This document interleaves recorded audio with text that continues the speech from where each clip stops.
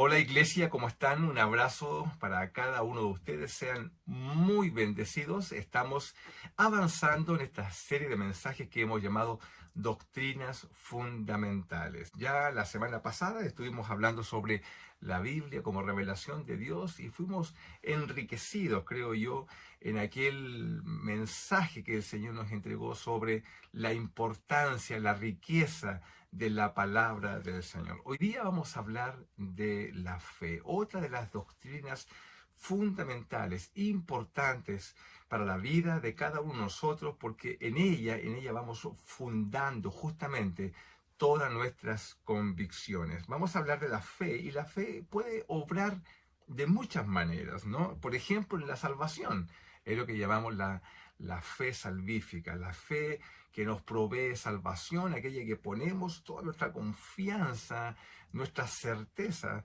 en Dios y bueno, y eso abre nuestro corazón para que el Espíritu Santo pueda venir a nosotros y hacernos hijos, hijas de Dios. ¿Ah? Nuestro propio Espíritu que está en nosotros nos da testimonio de que somos hijos de Dios. Pero también quiero hablarles hoy día de esa fe que obra como la certeza, como la convicción. De hecho, la palabra del Señor dice que la fe es la certeza de lo que se espera, la convicción de lo que no se ve.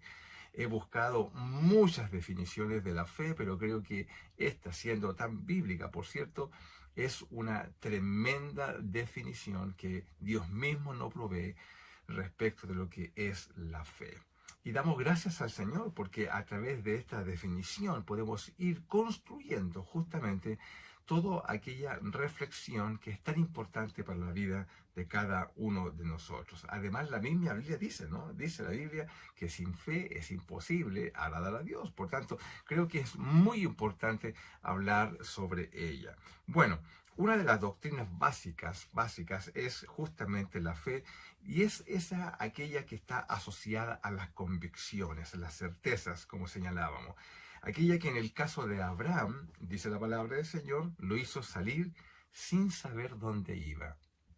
Creo que esto, en mi caso particular, me abre toda una expectativa de reflexión sobre mi vida al poder leer la historia de este hombre que justamente por ella, siendo él el padre de la fe, la Biblia dice que salió donde no sabía a dónde iba. ¿Cuántos de nosotros estamos llenos de temores, ¿no? Llenos de situaciones que nos complejizan mucho nuestro corazón, no sabemos qué pasos dar, porque lo que buscamos siempre son certezas, ¿no? Certeza de cosas tangibles, de cosas que podamos medir e incluso que podamos controlar. En este caso, Abraham sale sin saber dónde iba. Y la Biblia dice que además, en el caso de Moisés, dice que lo hizo gracias a esta fe, fue lo que le dio la certeza para hacerle frente, ¿no? A Faraón. Y no solamente eso, sino que se mantuvo, la Biblia dice, se mantuvo firme en esa convicción. ¿Por qué? Porque estaba como viendo al invisible. Otra expresión que usa el autor del libro de Hebreos, creo que son extraordinarias declaraciones que nos hablan sobre la magnitud, ¿no? De esto que llamamos la fe. Pues bien, justamente porque ponemos la mirada en ella es que obtenemos el galardón. Pero todo esto es el resultado, ¿no? Es el resultado y cuando vamos a la galería de los héroes de la fe que encontramos en el libro de Hebreos, encontramos justamente eso, ¿no? Hombres que vivieron tremendas situaciones, mujeres que experimentaron situaciones casi imposibles y vemos el galardón que significó caminar en ella. Por lo mismo, me gustaría mucho hoy día hablar sobre aquella fe, ¿no? Que se va forjando en nosotros. No solamente vamos a ver el resultado de ella, sino que cómo se va forjando en nosotros la fe. Y para ello creo que ya que la galería de los héroes de la fe no habla de uno de ellos, en el caso de Moisés, me gustaría justamente que me acompañaran al libro de Éxodo capítulo 14 para poder sacar algunas evidencias, ¿no? Algunas claves de cómo se va forjando la fe en nosotros y podamos aprender de ello y aplicarlo, por cierto, a nuestras propias vidas en el día a día. Bien, El capítulo 14 del libro de Éxodo nos plantea una situación que podríamos llamar una situación límite. Es el momento en el cual Moisés, ya habiendo salido de Egipto, llega a un lugar que de manera natural era un lugar imposible de cruzar, que es el mar. Todos conocemos la historia, todos, creyentes y no creyentes. Todo el mundo ha escuchado hablar de Moisés. El testimonio de Moisés ha trascendido fronteras, idiomas, naciones, generaciones, y todos nosotros sabemos sobre Moisés. Un hombre, ¿cierto?, que Dios llamó en una situación muy particular y lo tiene en este capítulo 14 en una situación límite. Y creo de que se va forjando la fe en él de alguna manera, pero también se va forjando en el pueblo, en aquellos que son quienes estaban siendo guiados por Moisés para llegar justamente a una situación como la que estamos viviendo. Creo que esto es interesante porque nos hace reflexionar a nosotros cómo en el día a día de la vida estamos siendo llevados a situaciones que nos podrían parecer que son simplemente imposibles, y bueno, es aquí, en esos momentos, en donde algo se va formando en nosotros. Cualquiera de ustedes puede dar testimonio de que una vez que han transitado momentos difíciles en la vida, es el momento en el cual hemos crecido más. Hemos crecido en la fe. Se va forjando en nosotros, ¿cierto?, esta fe que nos va enseñando a vivir en certezas y en convicciones que en general no es propia de la mente y del corazón natural, sino que es de aquel que justamente camina en los caminos del Señor. ¿Ok? Muy bien, entonces, el libro de Éxodo capítulo 14 nos plantea esta situación. Y quiero conversar contigo 4 elementos que creo que son muy interesantes. Podríamos sacar muchos más, pero como siempre digo, pudiéramos hacer de esto estudios que podríamos estar meses hablando solamente de este tema. Pues bien, ¿cómo se forja la fe en nuestras vidas? Primer punto, ya se forja ante la adversidad. Mira cómo dice Éxodo capítulo 14, versículo 4. Tú ya conoces el contexto. Versículo 4 dice el Señor así. Dice, el versículo 3 dice, porque Faraón dirá a los hijos de Israel, encerrados están en la tierra, el desierto los ha encerrado. Y además dice el Señor, y yo endureceré el corazón de Faraón para que los siga. En la primera parte del versículo 4. Encontramos en estos dos versículos un contexto de adversidad. La fe, y yo creo que tú puedes dar testimonio de esto hoy día, la fe se forja justamente en contextos de adversidad. La situación que estamos leyendo nos habla de encierro. ¿Cuántos de ustedes se han sentido, no como se dice, ¿no?, el dicho, entre la espada y la pared, sino que en este caso, entre los egipcios y el mar? Entre una situación que te persigue, que tiene el poder de derribar tu vida, que tiene el poder de afectar incluso tus convicciones. Y por el otro lado está una situación que parece simplemente imposible de cruzar, imposible de enfrentar. Y ahí estamos nosotros. Es el contexto de Israel, uno donde simplemente podríamos incluso, porque la lectura nos lleva a eso, es una situación donde ellos fueron literalmente empujados, llevados a cierto lugar. Yo me he sentido así muchas veces en la vida. Yo creo que también tú, ¿no? Parece ser que la vida te va empujando. Son definiciones que tú y yo vamos tomando y que nos van literalmente encerrando. No sabemos cómo llegamos a ella, pero ahí estamos, ahí estamos. Bueno, y no solamente eso, porque además se complejiza esta situación, porque la Biblia dice que aquel que tenía la autoridad, ¿no?, la autoridad de disminuir la afrenta que afectaba a Israel, en este caso Faraón, aquel que tiene el poder de la definición en su corazón, en sus definiciones, bueno, él estaba endurecido de corazón. Es decir, no solamente el contexto es complejo, sino que las personas, podríamos decir así, que tienen el poder de tomar definiciones están endurecidas. Creo que esto nos lleva a pensar, a mí me hace pensar incluso a nivel nacional, ¿no? El contexto es complejo y además las personas que tienen autoridad delegada en términos de definiciones, han endurecido su corazón al Señor. Todo es complejo. Bueno, todo este contexto, ¿de qué nos habla? De imposibilidad. Creo que la situación de Israel, siendo límite, nos hace reflexionar a ti y a mí respecto también de nuestras propias situaciones en las cuales vivimos. Es en esa situación complejísima de imposibilidad donde se forja la fe. Yo sé que si tú ahora pudieras levantarte y decir, yo tengo testimonio de cómo el Señor, en tiempos de mayor dificultad, es cuando más creciste en la fe. Yo sé que sí, yo sé que sí, porque la Biblia nos da testimonio, ejemplo en la Escritura para mostrarnos que así es.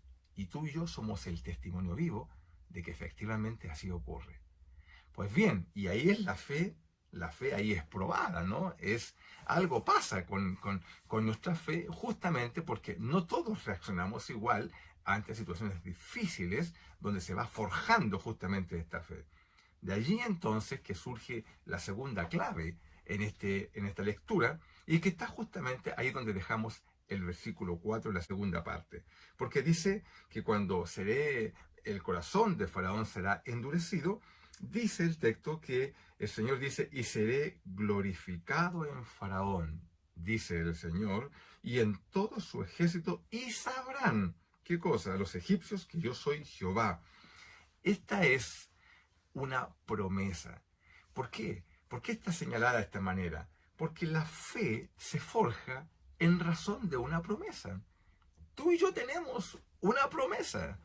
¿Por qué seguimos donde seguimos? ¿Por qué los creyentes avanzan, viven en situaciones difíciles, complejas? Pareciera ser que a veces todo va mal, ¿no? ¿Y cómo siguen adelante? ¿Sacan fuerzas de flaqueza? ¿Podría alguien ocupar esa expresión? No. Tú y yo avanzamos porque tenemos una promesa, porque tenemos una palabra. ¿Es así o no? Tú tienes una palabra. ¿Por qué te mantienes en medio de la adversidad? ¿Qué es lo que te da la razón de seguir avanzando? Bueno, tienes una palabra, tienes una certeza de algo que crees que está fundado en una palabra, porque la fe viene por oír la palabra. Por tanto, se va forjando la fe, se forja porque hay una promesa. Ahora, cuando el texto dice seré glorificado en Faraón y en todo su ejército, bueno, la promesa habla de una glorificación. ¿Qué es esto? Siempre cuando converso con personas en relación a situaciones complejas, difíciles, particularmente asociadas a relaciones interpersonales, le digo, bueno, ¿cuál es la solución a esta situación donde nos planteamos en discusiones, en situaciones difíciles, donde lo que se busca finalmente es ganar? ¿Ah? Está este espíritu competitivo que lo que busca es finalmente ganar en una situación. Y no es eso lo que se busca. La solución es aquella que glorifica a Dios. Es decir, aquella que al final, cuando todo termine, como siempre decimos en nuestra iglesia, que las luces alumbren a Jesús, ¿cierto? Que los aplausos se los lleve Jesús. ¿Por qué? Porque es una situación que se resolvió de manera tal que Él fue glorificado.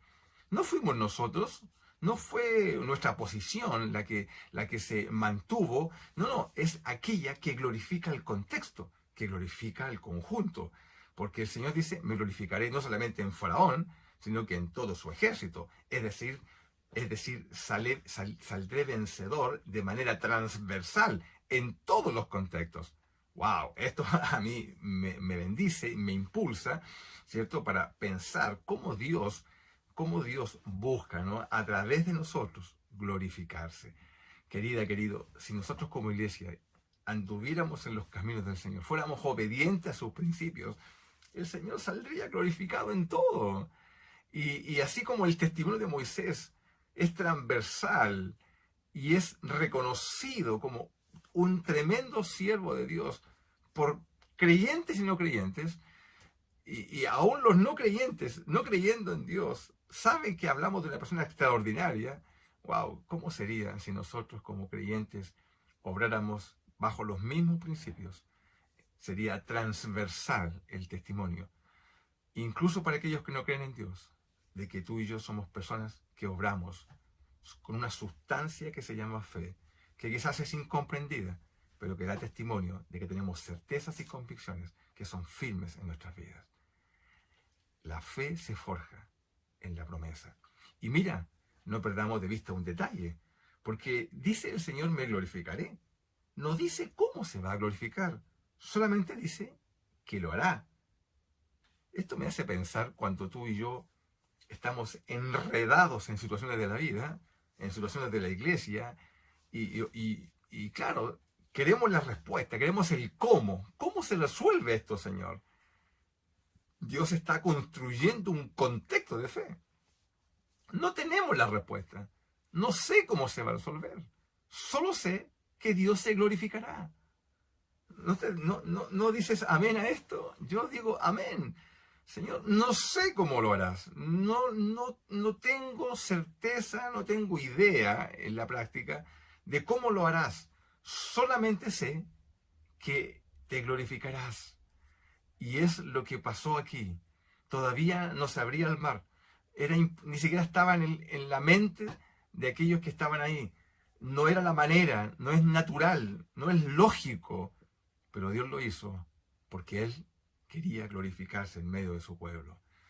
Bendito sea el Señor. Amén. Así que mira que es importante tener una promesa, tener una palabra. Muévete sobre ella. En mi caso particular, doy testimonio de eso. En momentos difíciles de mi vida me he sostenido en la promesa. Cuando el ministerio se torna complejo, difícil, hay algo que me mantiene, como mirando al invisible, como sin saber dónde voy, como dice la palabra del Señor. No es mi testimonio solamente, también es el tuyo. Avanzamos a veces como mirando al invisible. Solamente sabemos una cosa, que al final el Señor se glorificará. Y eso es lo que el Señor busca en nuestras vidas. Pues bien, eso es. Ahora, buscamos la tercera clave de cómo se forja la fe y la encontramos en el versículo 10. Dice que cuando Faraón se hubo acercado, los hijos de Israel alzaron sus ojos. Y aquí que los egipcios venían tras ellos. Por lo que los hijos de Israel temieron en gran manera, dice, y clamaron a Jehová. Muy bien. Sin embargo, la lectura de esta situación que estamos viendo aquí nos debe hacer reflexionar. Cuando yo preparaba esto, decía, wow, Señor, aquí hay una clave que no siempre fue evidente para mí. Y ahora al leerla, creo que el Señor nos muestra algo que es muy importante para nuestro crecimiento espiritual. ¿Por qué? Porque la fe se forja ante la evaluación de la oración equivocada. Mira, la Biblia dice que los israelitas clamaron a Jehová, pero no nos confundamos, porque el clamor de ellos no era para avanzar, el clamor de ellos era para retroceder sin consecuencias. Tú lo puedes leer después con detalle. Los hijos de Israel no levantaron la voz para decir, Señor, ahora abre y glorifícate y abre el mar. No fue esa la oración. Hubo un reclamo, hubo un temor, el pueblo estaba completamente unido en un temor paralizante frente a lo que venía para ellos por delante. Entonces, el clamor de ellos, la oración de ellos, no es una oración para avanzar en medio de la adversidad, sino que es para justamente evitar lo que parece imposible y retroceder incluso para vivir sin consecuencias. Qué interesante es esto, ¿eh? He conversado con personas, ya no, pero hace un tiempo atrás conversaba y me decían, desde que soy creyente, al revés, todo lo que me dijeron de que iba a ser todo bonito, etcétera, es todo difícil, qué difícil es ser creyente, entonces mejor prefiero estar como era antes. Claro, es el clamor de quien quiere volver sin consecuencias, porque el camino de la fe es una aventura que se va forjando en nosotros para preparar nuestro corazón para los grandes propósitos que Dios tiene sobre nuestras vidas. Si esto no se va forjando en nosotros, difícilmente vamos a poder hacerle frente justamente a los grandes desafíos a los cuales tú y yo estamos convocados. Estamos convocados para grandes desafíos. Y grandes desafíos implican fe en nuestras vidas. Sin fe es imposible agradar a Dios. Ahora, el clamor de ellos no era para alcanzar las promesas, el clamor de ellos era para abandonar, como decía, esta aventura y seguir siendo esclavos para seguir viviendo la vida equivocada que estaban viviendo. Señor, yo no quiero vivir así. Yo no quiero vivir una vida equivocada. No quiero vivir la vida que el enemigo quiere que viva. Es una vida sin consecuencias, una vida donde estoy esclavizado de un sistema que normaliza mis pensamientos, que me pautea la vida y las decisiones. Eso es lo que vemos hoy día. El mundo nos pautea, el mundo busca normalizar nuestras definiciones para homologarnos al conjunto, para parecer incluso inteligentes o etcétera, etcétera. Pero la Biblia no nos llama a eso. Tú y yo estamos convocados para desafíos tremendos.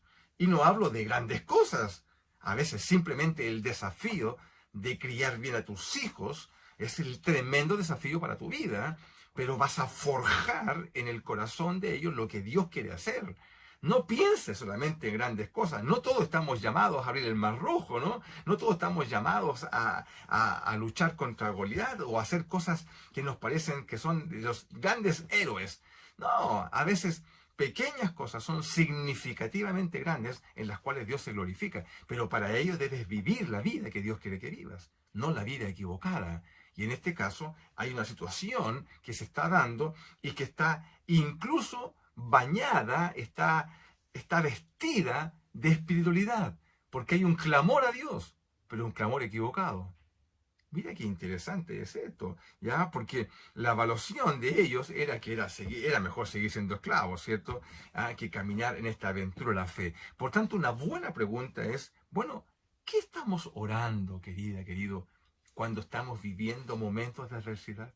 ¿Qué estamos orando? ¿Cuál es la oración? ¿Puedes escucharte a ti mismo? ¿Y qué estás orando?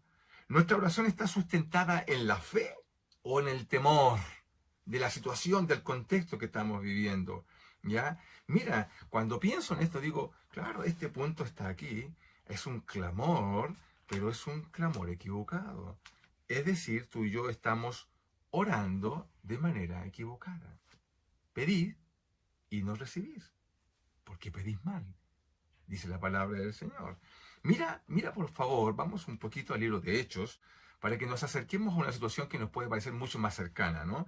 Está en Hechos capítulo 4. El contexto es la persecución de la iglesia naciente. La iglesia primitiva, ¿cierto? Se lanza a la predicación y hay todo un contexto de adversidad, incluso de persecución. Y en un momento los discípulos, ¿cierto? Los apóstoles fueron enfrentados a las autoridades religiosas, ¿cierto? Para hacerlos callar respecto de esta convicción de fe que nacía en ellos, pero claro, como era contraria al sistema, como era contraria a la fe tradicional, a la fe, ¿cierto?, que era mayoritaria, entonces, bueno, había que callarlos. Ya estos hombres y mujeres que se lanzaron a las calles a predicar sobre el Mesías, el Cristo, estaban siendo acallados incluso con violencia. Y cuando ellos son golpeados, hermanos, golpeados, entonces la iglesia se reúne, podríamos decir que es como para retraerse, ¿no? Pero miren lo que dice el capítulo 4 de Hechos, en el versículo 29. Esta es una oración. Dice así, ya luego que hablan y en la oración ponen todo el contexto de adversidad, que es lo que tú y yo hacemos, Señor, mira lo que estoy viviendo, bla, bla. Mira lo que dice el versículo 29. Dice, y ahora, Señor, ahora, mira sus amenazas y concede a tus siervos que con todo de nuevo hablen la palabra, mientras extiendes tu mano para que se hagan sanidades y señales y prodigios mediante el nombre de tu santo Hijo Jesús. Es decir, Señor, ante la adversidad, Señor, no dice la oración, Padre, cúbrenos, guárdanos, para que no seamos tocados. No nos dicen eso. Señor, llénanos de tu espíritu para que con todo de nuevo, danos coraje, brillo, para hacerle frente a la situación y poder presentar lo que tú nos has entregado, que es tu evangelio. La oración de ellos no es un clamor equivocado, no es cubrirse, sino que, Señor, danos más valor para hacerle frente a lo que viene. Y la Biblia dice que el Señor retribuye eso, porque cuando hubieron orado, el lugar donde estaban todos congregados tembló y todos fueron llenos del Espíritu Santo. Es lo que yo anhelo para mi vida, ¿no? Señor, lléname. La Biblia dice que Jesús cuando volvió del desierto, ¿cierto? Dice que venía lleno del Espíritu Santo. La fe se forja en la adversidad y en el clamor dirigido, orientado justamente para fortalecernos en los tiempos difíciles. Bendito sea el Señor. Y en la última clave la encontramos en el versículo 13. Mira cómo dice Éxodo capítulo 14, versículo 13. Y Moisés dijo al pueblo, no temáis, estad firmes y ved la salvación de Jehová que hará hoy con vosotros, porque los egipcios que hoy habéis visto, nunca más los veréis, nunca jamás los veréis. ¿Qué es lo que encuentro yo acá, no? Porque luego dice que, y dice así, dice, y Jehová peleará por vosotros, y vosotros estaréis tranquilos. La fe se forja, ¿cuál es la clave? Al amparo de líderes de fe. Mire qué interesante. Las palabras de Moisés transmiten ¿qué cosa? Certeza, fortaleza y esperanza. Certeza, no temáis. Transmiten fortaleza, estad firmes y esperanza, porque dice, ve la salvación, ¿cierto? Que Jehová hará hoy con vosotros. La importancia de quienes nos presiden. Qué importante, el pueblo de Israel tenía un pastor, se llamaba Moisés, para una tremenda congregación, quizás la más grande en la historia, ¿cierto? Muchas personas. Qué importante es crecer al amparo de líderes de fe, de personas que tienen responsabilidad sobre nosotros y que sean personas que nos puedan abrir a las expectativas de la fe. Bendito sea el Señor por eso, porque mi propia experiencia me impulsó en muchas oportunidades cuando estaba lleno de dudas, de temores, de situaciones difíciles en las cuales estaba enredado. Bueno, mi propia experiencia de arrojo finalmente y de lanzarme en los desafíos de la fe fue justamente porque Dios me provisionó personas, líderes hermosos, que me impulsaron a la fe. Y esto me dice a mí, me hace responsable hoy en día, cuando tengo responsabilidades pastorales, responsabilidades sobre otras personas, respecto de su propia fe. Por cierto, cada uno es responsable de sí mismo, yo lo soy de mí y tú eres de ti mismo, pero qué importante, y la Biblia lo demuestra, es estar bajo un liderazgo sano de personas que son promotores de fe. Cuando a mí me preguntan en la iglesia, oye, ¿y tú qué haces? Perdón, cuando me preguntan en un contexto no eclesiástico, me dice, oye, ¿qué haces tú? ¿Ah? ¿Y cómo explicas lo que haces? Yo a veces confieso que un poco riéndome de mí mismo, digo, bueno, yo soy un promotor. ¿De verdad? ¿Promotor qué significa? Sí, sí, soy promotor de fe. Nosotros somos promotores de fe. Y la fe se va forjando también con asistencia de otros. Por eso que no vivimos individualizados en el sentido que estamos aislados. La iglesia es un conjunto de personas que viven y se construyen relaciones entre ellos amparadas por un pegamento, por una sustancia que nos une, que se llama fe. Y qué importante es vivir al amparo de líderes de fe. Creo que es importante pensar en esto. Porque todos nosotros algo tenemos, alguna acción de bendición tenemos sobre alguien. Que esa persona, lo que reciba de ti, sea visión de fe. Fe para avanzar en medio de las adversidades. Cuando eso la gente lo ve, creerá en Jesús. Creerán porque lo ven en nosotros y el Señor se glorificará. Termino diciendo lo siguiente. La fe es la sustancia que nos diferencia como creyentes. Mira, todos los creyentes somos iguales, todos tenemos al Señor, somos todos iguales delante del Señor. Pero lo que nos diferencia es la fe. La fe también es lo que nos distingue. Y es lo que distingue a una iglesia de otra. Porque hay iglesias que no tienen fe. Son un conjunto de personas que viven de manera natural. Es como un club, ¿no? Un club de gente buena, como yo le llamo. Pero lo que diferencia las iglesias es la fe. ¿Ya? Es la distinción de nuestro ministerio. Es lo que nos separa de aquellos que no piensan más que en sí mismos, de aquellos que piensan justamente en Dios al amparo de su fe. Cuando esto se hace evidente en nosotros, el Señor se glorificará. Bendito sea el Señor. Oramos. Padre, en el nombre de Jesús te damos gracias. Ayúdanos, Señor, para que la fe sea forjada en nosotros, para que al final tú seas glorificado. En el nombre de Jesús. Amén. Dios te bendiga. Un gran abrazo. Bendiciones.